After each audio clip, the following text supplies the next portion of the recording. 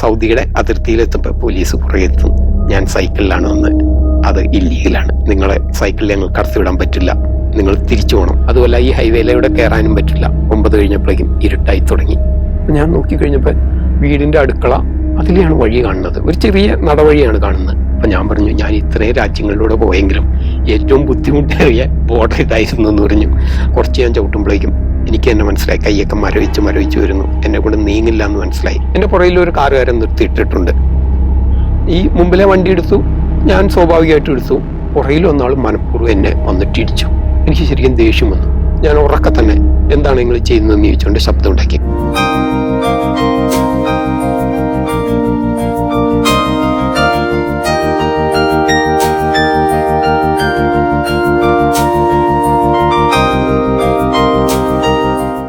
എൻ്റെ യാത്രയുടെ സന്ദേശം തന്നെ ലോകത്തെ പ്രചോദിപ്പിക്കുക, സ്വയം പ്രചോദിതനാവുക എന്നുള്ളതാണ്. അതിർത്തികളില്ലാത്ത ലോകത്തിന് വേണ്ടിയിട്ടാണ് ഈ യാത്ര. ഒപ്പം പുഞ്ചിരികൾ പടർത്തുക, എല്ലാവരെയും ഉത്തേജിപ്പിക്കുക. ഇതാണ് ലോക സമാധാനം. പോളണ്ടിൽ നിന്ന് ലിത്വാനിയയിലേക്കാണ് നീങ്ങേണ്ടത്. പോളണ്ടിന്റെ അതിർത്തി എത്തി ലിത്വാനിയയുടെ ഭാഗം. ഈ യൂറോപ്യൻ യൂണിയനകത്ത് രാജ്യങ്ങൾ തമ്മിൽ യാതൊരുവിധ അതിർത്തികളും പാടില്ല എന്നാണ്. യൂറോപ്പിലെ എല്ലാ അതിർത്തികളും തുറന്നിടണം. പരസ്പരം ഒറ്റ വീസയ്ക്കകത്ത് യൂറോപ്പിനകത്ത് എല്ലാം സഞ്ചരിക്കാൻ പറ്റണം എന്നുള്ളതാണ്. 29 രാജ്യങ്ങൾ ഒപ്പിട്ട കരാർ തന്നെ അതാണ്. ഷെങ്കൻ, നെതർലാൻഡ്സിലെ ഷെങ്കൻ എന്ന് പറഞ്ഞ സ്ഥലത്ത് വെച്ചാണ് ഈ കരാർ ഒപ്പിടുന്നത്. പക്ഷെ പോളണ്ട് യൂറോപ്യൻ യൂണിയനിൽ ചേർന്നപ്പോഴും പോളണ്ട് മാത്രം, യൂറോപ്പിന്റെ പ്രത്യേകതയാണ്, എല്ലാ അഭയാർത്ഥികളെയും സ്വീകരിച്ചു. എല്ലാവർക്കും ഓരോ കുടുംബവും ഒരാളെ വെച്ച് സ്വീകരിച്ചു. അങ്ങനെയൊക്കെ ചെയ്തപ്പോഴും പോളണ്ട് അതിന് സമ്മതിച്ചിരുന്നില്ല. അതുകൊണ്ട് തന്നെ പോളണ്ട് മാത്രം അതിർത്തികളിൽ ഭയങ്കര ചെക്കിംഗ് ആണ്. പോളണ്ടിൽ നിന്ന് പുറത്തേക്ക് കിടന്ന് ലിത്വാനിയയ്ക്ക് ഇറങ്ങുന്നിടത്ത് ഇതുപോലെ തന്നെ ഹൈവേ ആണ്. ഹൈവേയിലൂടെ നേരത്തെ പോയതുകൊണ്ട് എനിക്കറിയാം ഹൈവേയിലൂടെ പോകാൻ പറ്റില്ല എന്ന്. വേറെ മാർഗം, ഞാൻ എത്ര ഗൂഗിൾ നോക്കിയിട്ടും വേറെ മാർഗം കാണുന്നില്ല. ലാസ്റ്റ് അവിടെ ഒരു കൃഷിക്കാരനെ കണ്ടു. അയാളോട് സംസാരിച്ചുകൊണ്ടിരിക്കുമ്പോൾ ഭാഗ്യത്തിന് ഇംഗ്ലീഷ് അറിയാവുന്ന ഒരാൾ വെറുതെ അതിലെ സൈക്കിൾ ചെയ്തിട്ട് വരുന്നുണ്ടായിരുന്നു. അയാൾ ഉടനെ, അയാൾ അതിലെ പോകുന്നതാണ്. അയാൾ കുറെ നോക്കി, അയാൾ ഭാര്യയോട് ചോദിക്കുന്നു, വേറെ ആരോടൊക്കെ ചോദിക്കുന്നു. ആർക്കും ഈ റോഡല്ലാതെ അറിഞ്ഞുകൂടാ. അതിലേക്ക് പോകണമെങ്കിൽ അതെല്ലാം ബാരിക്കേഡ് ചെയ്തിട്ടുണ്ട്. യൂറോപ്പിലെ പ്രത്യേകത, ഹൈവേകളെല്ലാം ബാരിക്കേഡ് ചെയ്തിട്ടുണ്ടാവും. അതായത് കയറണമെങ്കിൽ നേരത്തെ പറഞ്ഞ 10 കിലോമീറ്ററൊക്കെ എത്തുമ്പോഴുള്ള ആ എക്സിറ്റിലൂടെ മാത്രമേ കയറാൻ പറ്റുള്ളൂ. അല്ലാത്തടത്തെല്ലാം മറ്റാരും കാൽനടക്കാരോ ആരും കയറാതിരിക്കാനായിട്ട് ബാരിക്കേഡ് ചെയ്ത് ഹൈവേകൾ വെച്ചിട്ടുണ്ടാവും. അതിൻ്റെ വേറൊരു പ്രത്യേകത എന്താണെന്ന് പറഞ്ഞാൽ, ജനവാസ കേന്ദ്രങ്ങളിലൂടെ ആളുകൾ എവിടെ താമസിക്കണ്ടോ അവിടെയെല്ലാം ബാരിക്കേഡ്, ഗ്ലാസ് അല്ലെങ്കിൽ ഷീറ്റ് വെച്ചിട്ടായിരിക്കും. അതായത് സൗണ്ട് ഇപ്പുറത്തേക്ക് വരരുത്. എന്തായാലും അങ്ങനെ കയറണമെങ്കിൽ വീണ്ടും ഞാൻ ഒരുപാട് പുറത്തേക്ക് വേണം. അതുപോലെ ഈ ഹൈവേയിലൂടെ കയറാനും പറ്റില്ല. എന്തായാലും കാട്ടുവഴിയിലൂടെ തന്നെ പോകാമെന്ന് കരുതി. ആർക്കും ഒരു പിടിയുമില്ല. രണ്ടും കൽപ്പിച്ച് കാട്ടുവഴിയിലൂടെ തന്നെ കടന്നു പോവുകയാണ്. 9 കഴിഞ്ഞപ്പോഴേക്കും ഇരുട്ടായി തുടങ്ങി. എന്തായാലും എനിക്ക് ലിത്വാനിയയ്ക്ക് കയറിയേ പറ്റുള്ളൂ. അപ്പം കാരണം ഇങ്ങനെ ഇത്രയും നിർണായകമായിട്ട് വച്ചിട്ടുള്ളതിൻ്റെ കാരണം ഈ ഇൻട്രൂഡേഴ്സിനെ തടയാനായിട്ടാണ്. എല്ലാം കഴിഞ്ഞ് പോകുമ്പോൾ ചിലർ ഒരിടത്ത് ട്രാക്ടറിൽ, രാത്രി ഇരുട്ടത്തിരുന്ന് ട്രാക്ടറിൽ കൃഷി നടക്കുന്നു ഒരു പെൺകുട്ടി. അപ്പം ഞാൻ ചോദിച്ചപ്പോൾ അവർ പറഞ്ഞു, അതിലെ ഒരു വീടുണ്ട്, അതിലേ പോയാൽ മതി എന്ന് പറഞ്ഞു. അപ്പം ഞാൻ നോക്കിക്കഴിഞ്ഞപ്പോൾ നമ്മളുടെയൊക്കെ പണ്ട് നാട്ടിൻപുറങ്ങളിൽ ഉണ്ടായിരുന്നല്ലോ ഒരു വീടിൻ്റെ അടുക്കള, അതിലെയാണ് വഴി കാണുന്നത്. ഒരു ചെറിയ നടവഴിയാണ് കാണുന്നത്. ഇതായിരിക്കില്ല വഴിയെന്ന് വരും. ഞാൻ അവിടെ തന്നെ നിന്നു. വേറെ വഴിയൊന്നും കാണില്ല. ഒരിക്കലും വീടിൻ്റെ അകത്ത് കൂടെയൊക്കെ യൂറോപ്യൻസിൻ്റെ വീടിൻ്റെ അകത്ത് കൂടെ വഴി ഉണ്ടാകുമോ? നമുക്ക് ചിന്തിക്കാനേ പറ്റില്ലല്ലോ. ഞാനിങ്ങനെ നിൽക്കുമ്പോൾ ആ പെൺകുട്ടി അകലെ നിന്ന് കണ്ടിട്ടുണ്ടായിരുന്നു ഞാൻ അവിടെ നിൽക്കണത്. അവർ വേഗം തന്നെ വന്നിട്ട് ഇതിലെ തന്നെയാണ് താങ്കൾ പോകേണ്ടത്. അവരുടെ വീടിൻ്റെ മുൻവശത്ത് കൂടെ കടന്ന് പുറകെ തിരിഞ്ഞ് അടുക്കള വഴി. അപ്പം ഞാൻ അവരെ ഉടനെ വീടിനകത്തേക്ക് കയറി പോവുകയും ചെയ്തു. അപ്പം എനിക്ക് ചോദിക്കണമെന്നുണ്ടായിരുന്നു, രാത്രി ഇത്രയും ഞാനിവിടെ ടെൻ്റ് അടിച്ചോട്ടെ എന്ന്. ഞാൻ വീണ്ടും ബെല്ലടിച്ചപ്പോൾ ഒരു പ്രായമായ സ്ത്രീയാണ് വന്നത്. അപ്പം ഞാൻ വേഗം തന്നെ ട്രാൻസ്ലേറ്റർ വെച്ചിട്ട് കാണിച്ചു, ഞാനിങ്ങനെ പോകുന്നതാണ്, ഇത്രയും വൈകി, ഞാനിവിടെ ടെൻ്റ് അടിച്ചോട്ടെ എന്ന് ചോദിച്ചു. പ്രായ സ്ത്രീക്ക് നോ എന്ന് തന്നെ പറയുന്നു. ഇത് നിങ്ങൾ ലിത്വാനിയ അവിടെ നിന്ന് 100 മീറ്ററേ ഉള്ളൂ, നേരെ അപ്പുറത്തേക്ക് പോയാൽ ലിത്വാനിയാണെന്ന് പറയുന്നു. രക്ഷയില്ല. അപ്പോൾ ഞാൻ കരുതി എന്നാൽ ഇനിയിപ്പോൾ അങ്ങനെ തന്നെ മുന്നോട്ടേക്ക് വന്നിരുതി. കുറച്ച് മുന്നോട്ടേക്ക് ചെന്നതും വളരെ അവിടെയെല്ലാം ഈ കൃഷി സാധനങ്ങളുടെ, പ്രത്യേകിച്ച് JCB ട്രാക്ടറൊക്കെ പോയതിൻ്റെ മണ്ണെല്ലാം കട്ടകളായിട്ട് കിടക്കുന്നുണ്ട് കൃഷി സ്ഥലത്ത് കൂടി. അതിലെ ട്രാക്ടർ അല്ലാതെ വേറെ ആരും പോകുന്നില്ല. എങ്ങനെയാണ് ആ വഴി വന്നതെന്ന് പോലും മനസ്സിലാവണല്ലോ. വേറെ വഴി ഒന്നുമില്ല. ഞാൻ ചെല്ലുമ്പോൾ അവിടെ ഒരു പോലീസ് കാറ് കിടക്കുകയാണ്, 2 പോലീസുകാരും. ഉടനെ തന്നെ അവർ തന്നെ എൻ്റെ അടുത്ത് കൈ വീശി. അപ്പം ഞാൻ ചോദിച്ചു, എനിക്ക് ലിത്വാനിയക്കാണോ? അവർ പറഞ്ഞു, ഇതാണ് ലിത്വാനിയ ബോർഡർ, നിങ്ങൾ പോളണ്ടിൻ്റെ അതിർത്തിയിലാണ്. ആ വീടിൻ്റെ തൊട്ടടുത്ത് നിങ്ങളിപ്പോൾ നിൽക്കുന്നത് പോളണ്ടിൻ്റെ ബോർഡറിലാണ്, ഇനി അപ്പുറത്ത് ലിത്വാനിയാണ്. അപ്പം ഞാൻ പറഞ്ഞു, ഞാൻ ഇത്രയും രാജ്യങ്ങളിലൂടെ പോയെങ്കിലും ഏറ്റവും ബുദ്ധിമുട്ടേറിയ ബോർഡർ ഇതായിരുന്നു എന്ന് പറഞ്ഞു. പോളണ്ടിൽ നിന്ന് പുറത്തേക്ക് ഇറങ്ങുന്നത്, പോളണ്ട് എനിക്ക് ഇത്രയും മനോഹരമായിരുന്നു, പക്ഷേ പുറത്തേക്ക് ഇറങ്ങുന്നത് വളരെ കഷ്ടമാണെന്ന് പറഞ്ഞു. അവർ പറഞ്ഞു വേറെ ഞങ്ങൾക്ക് മാർഗ്ഗമില്ല, ഇങ്ങനെ ആണ് വച്ചേക്കണത് ഈ നുഴഞ്ഞുകയറ്റക്കാരെ നോക്കാനായിട്ടെന്ന് പറഞ്ഞു. അവർ ചിരിച്ചുകൊണ്ട് ഇത് ചെയ്തു. അപ്പം ഞാൻ കരുതി എന്നാൽ കുറച്ച് കഴിഞ്ഞാൽ എവിടെയെങ്കിലും ടെൻ്റ് അടിക്കാൻ ഇടം കിട്ടുമെന്ന് കരുതി. നോക്കിയപ്പോൾ അവിടെ എല്ലാം കൃഷി സ്ഥലങ്ങളാണ്, ഒരു രക്ഷയില്ല, ഒരിടത്തും വെളിച്ചവും കാണുന്നില്ല. കൃഷി സ്ഥലങ്ങളായതുകൊണ്ട് തന്നെ ചെറിയൊരു മൺപാത മാത്രമാണ്, ചെറിയ ഒരു മൺപാതയിലൂടെ. നമുക്കപ്പോൾ രാത്രിയിൽ മങ്ങിയ വെളിച്ചമുണ്ട്, എൻ്റെ വണ്ടിയുടെ ലൈറ്റെല്ലാം തീർന്നു, കാണാനില്ല. രാത്രി 12 ആകാറായി. അപ്പം ഇനി ഞാൻ എവിടെയും ടെൻ്റ് അടിക്കാൻ നേരം നോക്കിയപ്പോൾ കുറച്ച് നോക്കിയപ്പോൾ ഒരു വീട് അവിടെ ഉണ്ടെന്ന് എനിക്ക് മനസ്സിലായി. അപ്പോൾ അവിടം വരെ എത്തില്ല, വീട്ടിനകത്ത് പോയി ടെൻ്റ് അടിക്കാൻ പറ്റില്ലല്ലോ. അപ്പോൾ ഏകദേശം സേഫ് ആണെന്നുകൊണ്ട് ഞാൻ ഇപ്പുറത്ത് ടെൻ്റ് അടിച്ചു. ടെൻ്റ് അടിച്ച് കൃഷിസ്ഥലമാണെന്ന് പിടികിട്ടി. അതിന് മുമ്പ് ഞാൻ ടെൻ്റ് അടിക്കാൻ നോക്കുമ്പോൾ ഭയങ്കരമായിട്ട് വലിയ എന്തൊക്കെയോ വിളകളാണ്, അവിടെ ഒന്നും ടെൻ്റ് അടിക്കാനേ പറ്റുന്നില്ല. ഇവിടെ കുറച്ച് നോക്കിയപ്പോൾ ഉഴുതിട്ടേക്കുന്ന ഒരു സ്ഥലമാണ്. ടെൻ്റ് അടിച്ചു.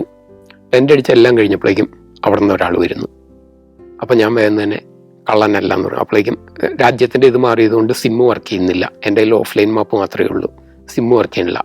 ഉടനെ തന്നെ അയാൾ പറഞ്ഞു നോ ഇംഗ്ലീഷ്, ഇത് ലിത്വാനിയയിലാണ് നിങ്ങൾ എന്ന് എനിക്ക് പറഞ്ഞതെന്ന് മനസ്സിലാവുന്നുണ്ട്, ഓൺലി ലിത്വാനിയൻ. ഞാൻ സൈക്കിളിൻ്റെ ബോർഡ് കാണിച്ചു, ഞാൻ യാത്രികനാണ്, ഇങ്ങനെ പോകുന്നതാണ്, അപ്പോൾ ഇത്രയും ലേറ്റായി, അതുകൊണ്ട് ടെൻ്റ് അടിച്ചാണെന്ന് പറഞ്ഞു. അപ്പോൾ അയാൾ പറഞ്ഞു അങ്ങനെയാണെങ്കിൽ ഒരു കാര്യം ചെയ്യും, നിങ്ങൾ എൻ്റെ വീട്ടിലേക്ക് വരൂ എന്ന് പറഞ്ഞു. പുള്ളി വീടിൻ്റെ മുറ്റം കാണിച്ചു. അവിടെ നല്ല പുൽത്തകിടി, ഇവിടെ ടെൻ്റ് അടിക്കാൻ ഓക്കെ ആണോ എന്ന് ചോദിച്ചു. ഒരു വളരെ സന്തോഷം ആണെന്ന് പറഞ്ഞു. ഞാനവിടെ ടെൻ്റ് അടിച്ചു. രാത്രി കൊടും തണുപ്പാണ്, മൈനസിലേക്ക് വരുന്ന താപനില. എന്തായാലും അവിടെ രാത്രി ഉറങ്ങിയില്ല എങ്കിലും മുഴുവനും എൻ്റെ ടെൻ്റെല്ലാം നനഞ്ഞു കുതിർന്നിരിക്കുകയാണ്. ഞാൻ അവിടെ തങ്ങി. അതിരാവിലെ തന്നെ ഇദ്ദേഹം വന്നു. ഇദ്ദേഹം വന്നിട്ട് കാപ്പി കൊണ്ടുവരട്ടെ എന്ന് ചോദിച്ചു. വേണ്ടെന്ന് പറഞ്ഞു. അപ്പം ഞാൻ പറഞ്ഞു ഇനി എനിക്ക് പോകേണ്ടത് അങ്ങോട്ടേക്കാണ്. അപ്പോൾ നേരെ മുന്നോട്ട് അദ്ദേഹത്തിൻ്റെ വീടിൻ്റെ മുമ്പിലൂടെ തന്നെയാണ് വഴി. അത്ഭുതം തോന്നി, യൂറോപ്പിൽ ഇങ്ങനെയൊക്കെ വഴികളുണ്ട് എന്നുള്ളത്, ഒരാളുടെ വീടിൻ്റെ മുന്നിലൂടെ. എന്തായാലും അതേമാതിരി ഇതിലേ പോയി കുറച്ച് കഴിയുമ്പോൾ നിങ്ങൾ ആ ഹൈവേയിലേക്ക് കയറും, അതിൻ്റെ സൈഡിലൂടെ ബൈക്ക് പാത്ത് ഉണ്ട്, അങ്ങനെ പോകാമെന്ന് പറഞ്ഞു.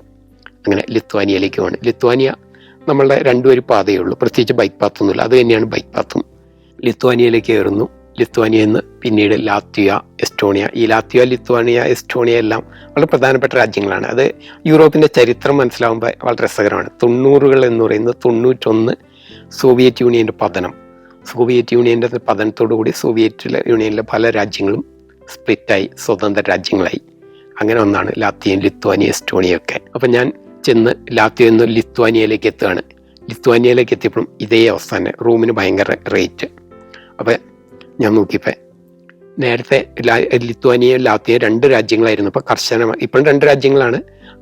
അവിടെ യൂറോപ്യൻ യൂണിയനിൽ ചേരുന്നതിന് മുമ്പ് കർശനമായിട്ടുള്ള അതിർത്തി ചെക്കിങ്ങുകൾ ഉണ്ടായിരുന്നു. യൂറോപ്യൻ യൂണിയനിൽ ചേരുമ്പോൾ പറഞ്ഞല്ലോ അതിർത്തി ചെക്കിങ്ങുകൾ പാടില്ല എന്ന്. അപ്പോൾ അവരുടെ അതിർത്തി ചെക്ക് പോസ്റ്റ് ആയിരുന്ന ഇടം മാറ്റിയിട്ട് റോഡ് വേറെ കുറച്ച് മാറിയാണ് പോകുന്നത്. അപ്പോൾ അതിർത്തി ചെക്ക് പോസ്റ്റ് ആയിരുന്ന ഇടം കാട് പിടിച്ചെടുക്കുകയാണ്. പക്ഷെ അതിൻ്റെ മുകളിൽ നല്ല റൂഫുണ്ട്. രാത്രിയിൽ നല്ല മഴയുണ്ടെങ്കിലും ഞാൻ അവിടെ ടെൻ്റ് അടിച്ച് കിടന്നു. ഇന്ന് 2 രാജ്യങ്ങളാണെങ്കിൽ ഇന്നലെ വരെ പരസ്പരം യുദ്ധം ചെയ്തുകൊണ്ടിരുന്ന 2 രാജ്യങ്ങൾക്കകത്ത് അതിർത്തിയിൽ വരെ കിടന്നുറങ്ങാൻ ടെൻ്റ് അടിച്ച് സുഖമായി ഞാൻ ഉറങ്ങി. ലിത്വാനിയയിൽ ഒരുപാട് ഇന്ത്യൻ, പ്രത്യേകിച്ച് മലയാളി കുട്ടികൾ പഠിക്കാൻ വരുന്ന സ്ഥലമാണ് ലിത്വാനിയ. ഒരുപക്ഷെ വീസ എളുപ്പമായതുകൊണ്ടായിരിക്കാം. എൻ്റെ വണ്ടിയിൽ കേരള ബാങ്ക് എന്ന സ്റ്റിക്കർ ഉണ്ടെന്ന് ഞാൻ പറഞ്ഞല്ലോ, അതുപോലെ കേരള ലോട്ടറി എന്നുള്ള ഒരു സ്റ്റിക്കറും ഉണ്ട്. പലയിടത്തും ഫോറിനേഴ്സ് ഈ കേരളം കണ്ടിട്ട് വന്നിട്ടുണ്ട്. കേരളത്തിൽ വന്നിട്ടുള്ളവർ പലരും, കേരളത്തെ അറിയാവുന്നവരൊക്കെ. അപ്പോൾ ലിത്വാനിയയിൽ വെച്ചിട്ട് ഇതുപോലെ തന്നെ ഒരു ചവിട്ടി പോകുമ്പോൾ വെള്ളം, ഞാനെപ്പോഴും വെള്ളം എടുക്കാനായിട്ട്, യൂറോപ്പിൻ്റെ ഏറ്റവും വലിയ ക്വാളിറ്റി ഏത് ടാപ്പിലെയും വെള്ളം കുടിക്കാമെന്നുള്ളതാണ്. ഏത് ടാപ്പിൽ നിന്നും വെള്ളം എടുക്കാം. അപ്പം ഞാൻ പോകുമ്പോൾ പലപ്പോഴും എൻ്റെ ഭക്ഷണം സൂപ്പർ മാർക്കറ്റുകളിൽ നിന്ന് എന്നേരം കിട്ടുന്ന എന്തെങ്കിലും പെട്ടെന്ന് തന്നെ കിട്ടുന്ന സാധനങ്ങളാണ് എടുക്കുക. അപ്പോൾ സൂപ്പർ മാർക്കറ്റിൽ ചെല്ലുമ്പോൾ തന്നെ എൻ്റെ ഇതിനകത്ത് വാട്ടർ ബോട്ടിലുകൾ കൊടുത്തിട്ട് നിറയ്ക്കാൻ തരാമോ എന്ന് ചോദിക്കും. സ്വാഭാവികമായി തന്നെ എൻ്റെ വണ്ടി കാണുമ്പോൾ തന്നെ അവർ വളരെ അത്ഭുതത്തോടെ ആദരവോടും കൂടിയിട്ട് കുറേ കഥകൾ പറയും. ചിലപ്പോൾ എനിക്ക് എന്തെങ്കിലും ഫ്രീയും കിട്ടും. അവർക്കും ഭയങ്കര സന്തോഷമാണ്, എനിക്കും സന്തോഷമാണ് കൂടുതൽ ആളുകളെ പരിചയപ്പെടാൻ. അപ്പം അങ്ങനെ ഒരു സൂപ്പർ മാർക്കറ്റിൽ ചെന്ന് വെള്ളം നിറയ്ക്കാനായിട്ടിരിക്കുമ്പോഴേക്കും 2 പേര് വന്നിട്ട് ഭയങ്കരമായിട്ട് എന്നെ ഒന്ന് പരിചയപ്പെടുകയാണ്. അവരുടെ ഒപ്പം അവരുടെ അടുത്ത് മുഴുവൻ കേരള വിദ്യാർത്ഥികളാണ്. കേരളം അങ്ങനെ അവർക്കറിയാം. അവർ കേരളത്തിൽ വന്നിട്ടില്ല, ഇന്ത്യയിലും വന്നിട്ടില്ല, പക്ഷെ കേരളം വളരെ ഫേമസ് ആണ്. അപ്പം നമുക്ക് ഭയങ്കര സന്തോഷം തോന്നി കേരളത്തെ പറ്റിയൊക്കെ കേൾക്കുമ്പോൾ. അപ്പം ഇദ്ദേഹം കേരളത്തെ പറ്റി കേരളത്തിലെ കുട്ടികളിലൂടെ കേട്ടറിഞ്ഞതിൽ വളരെ സന്തോഷം തോന്നി. അദ്ദേഹം എനിക്ക് ചെറിയൊരു സാമ്പത്തിക സഹായമൊക്കെ തരുന്നുണ്ട് കേട്ടോ. എന്തായാലും നീങ്ങി എസ്റ്റോണിയയിലേക്ക് എത്തുകയാണ്. അപ്പം എനിക്ക് ഏറ്റവും ഇഷ്ടപ്പെട്ടത് ഈ ലാത്വിയ, ലിത്വാനിയ, എസ്റ്റോണിയ, ഇതെല്ലാം അതിമനോഹരങ്ങളായിട്ടുള്ള യൂറോപ്പ് മൊത്തത്തിലും അതെ, അതിലേറ്റവും സുന്ദരമായിട്ടൊക്കെ തോന്നിയിട്ടുണ്ട്. ഒരുപക്ഷെ എനിക്ക് ഓരോ രാജ്യത്ത് ചെല്ലുമ്പോഴും അതാണ് അത് മനോഹരം, അടുത്തടുത്തേക്ക് ചെല്ലുമ്പോൾ അതാണ് അതിനേക്കാൾ മനോഹരം എന്ന് തോന്നാറുണ്ട്. എസ്റ്റോണിയയിലേക്ക് എത്തി. ഇനി ഇവിടെ നിന്ന് പോകാനുള്ള ഫിൻലൻഡിലേക്ക് ഫെറിക്കാണ്. അപ്പം ഞാൻ ആലോചിച്ചു, ഫിൻലൻഡിൽ ഫെറി ബുക്ക് ചെയ്യാനായിട്ട് പോകുന്ന വഴിക്കാൻ പെട്ടെന്ന് ആലോചിച്ചു, എന്തുകൊണ്ട് ഫിൻലാൻഡിന് പകരം നേരെ സ്വീഡനിലേക്ക് ഫെറിയിലേക്ക് പോയിക്കൂടാ. ഫെറിയിൽ ടിക്കറ്റ് എടുക്കാൻ നിന്ന് ആ നിമിഷമാണ് പെട്ടെന്ന് തീരുമാനിക്കുന്നത്. അങ്ങനെ രാത്രിയിൽ ഒരു ഫെറി മീൻസ് കടത്ത് ബോട്ട്, അതിനകത്ത് കയറിയിട്ട് സ്വീഡനിലേക്ക് പോകുന്നു. സ്വീഡനിൽ നിന്ന് ഞാൻ നേരെ ഡെൻമാർക്കിലേക്ക് ചവിട്ടിയും കാണും. സ്വീഡന്റെ തൊട്ടടുത്ത് തന്നെയാണ് ഡെൻമാർക്കിൽ നിന്ന് ഓസ്ലോ, വീണ്ടും തിരിച്ച് സ്വീഡനിലേക്ക് ഒരു ചെറിയൊരു ദൂരമേ ഉള്ളൂ. Saudi Arabia, United Arab Emirates, Kuwait. സഞ്ചാരം വോള്യം നമ്പർ 20. ഫുൾ HD-യിലുള്ള അപൂർവ ദൃശ്യയാത്രാ വിവരണ ശേഖരം ഉടൻ സ്വന്തമാക്കാൻ സഞ്ചാരം എന്ന് SMS ചെയ്യൂ. ഫോൺ 9995 444 222.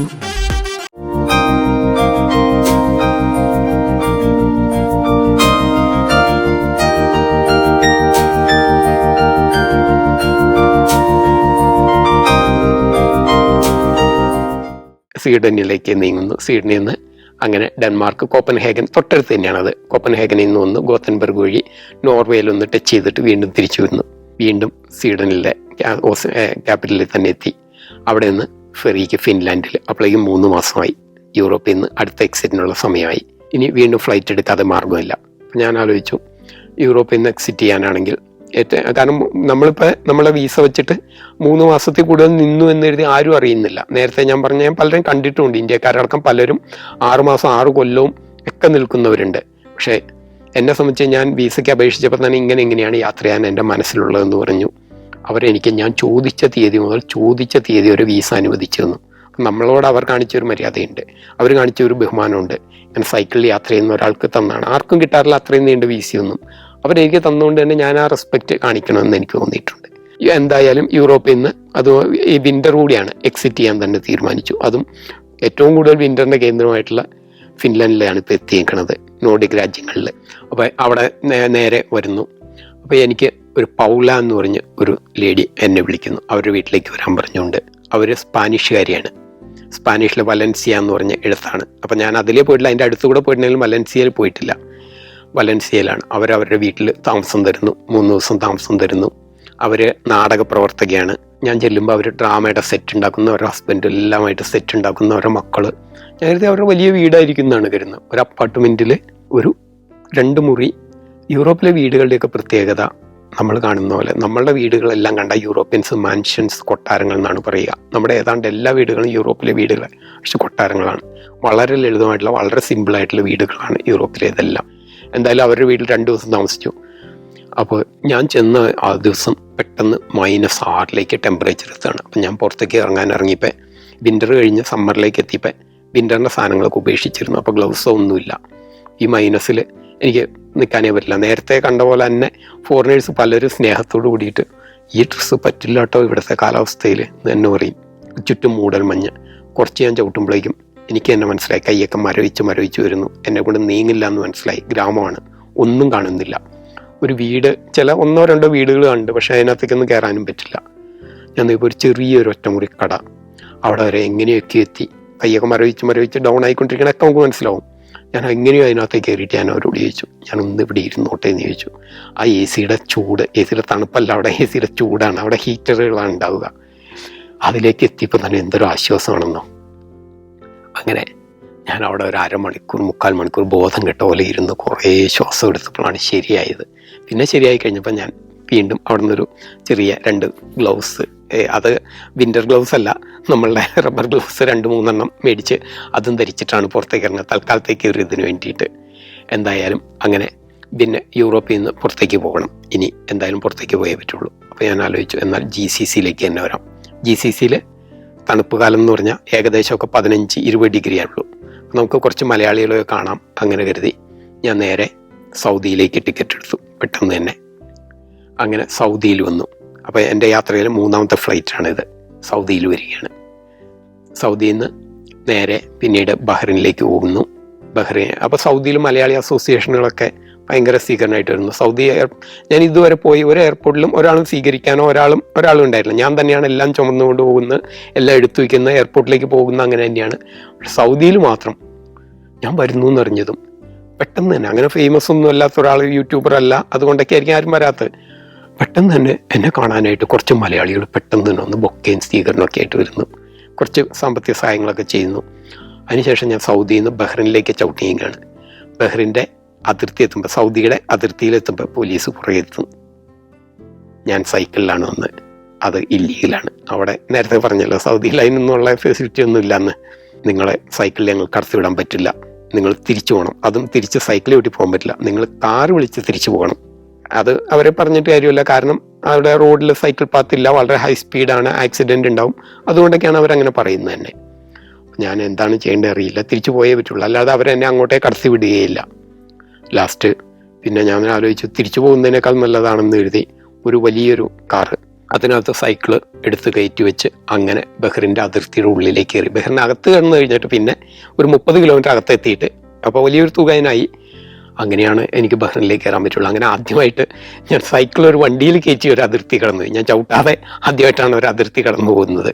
എന്തായാലും ബഹ്റിൻ ചുറ്റി വീണ്ടും തിരിച്ച് എനിക്ക് പോകേണ്ടത്, എന്തായാലും GCC മുഴുവൻ ചുറ്റി കാണാമെന്നാണ് തീരുമാനിച്ചത്. ഖത്തറിലേക്കാണ് പോകേണ്ടത്. ഖത്തറിലേക്ക് പോകണമെങ്കിലും വീണ്ടും തിരിച്ച് സൗദി തന്നെ വരണം.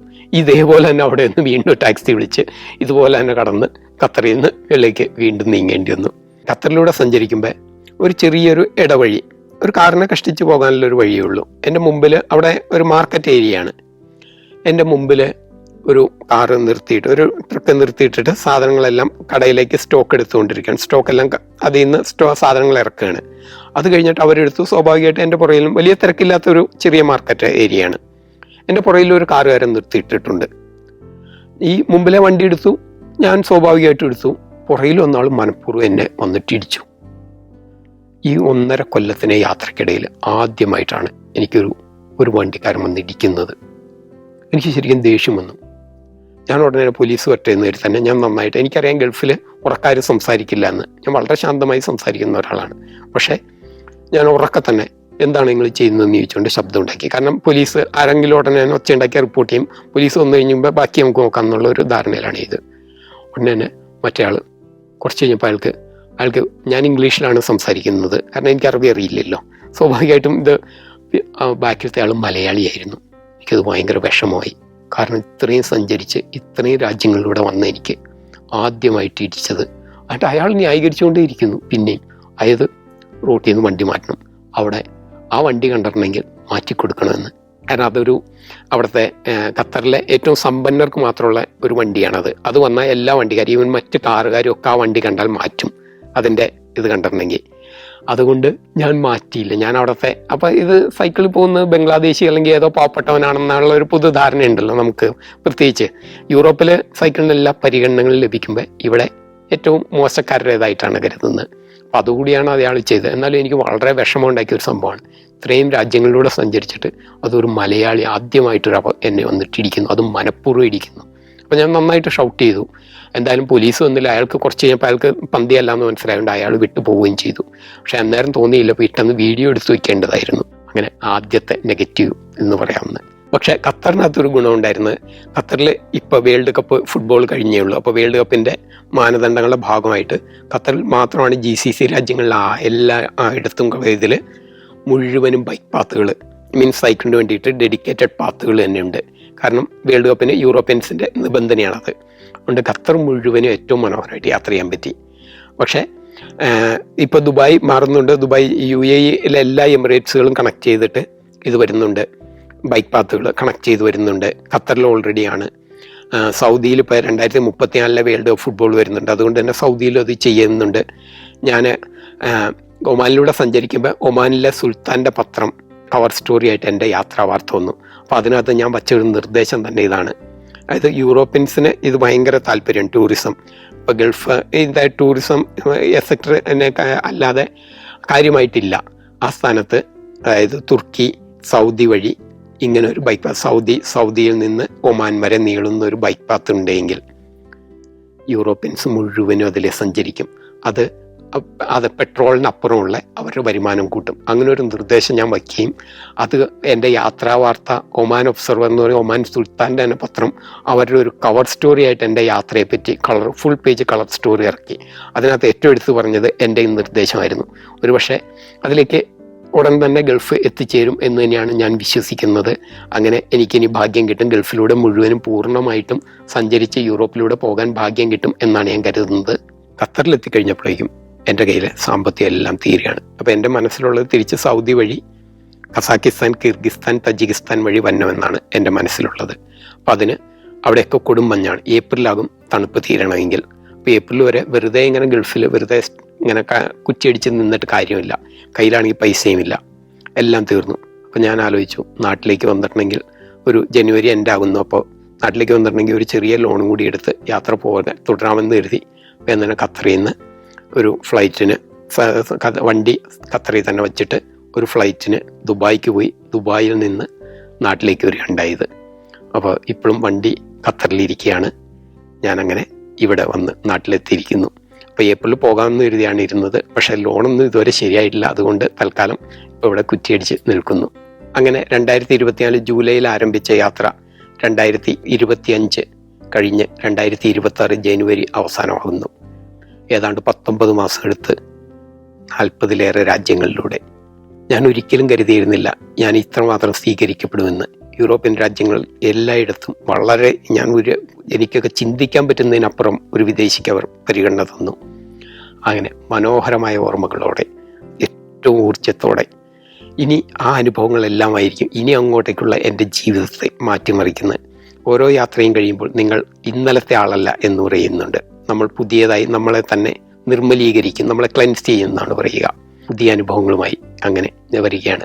സാധാരണഗതിയിൽ പോൾ വോൾട്ട് ചാടുന്ന ആൾ ഓരോ ചാട്ടവും കഴിയുമ്പോൾ അയാൾ 6 അടിയായിരിക്കും ആദ്യം, അതിനെ 7 അടിയാക്കും, 6.1 ആക്കും, 6.2 7 ആക്കും, അങ്ങനെ ചാടുന്നു എന്ന് പറയുന്ന പോലെ ഞാൻ സത്യത്തിൽ ആദ്യമായിട്ട് യാത്ര പോകുമ്പോൾ ഒന്ന് നേപ്പാളിൽ പോകാമെന്നേ കരുതിയുള്ളൂ.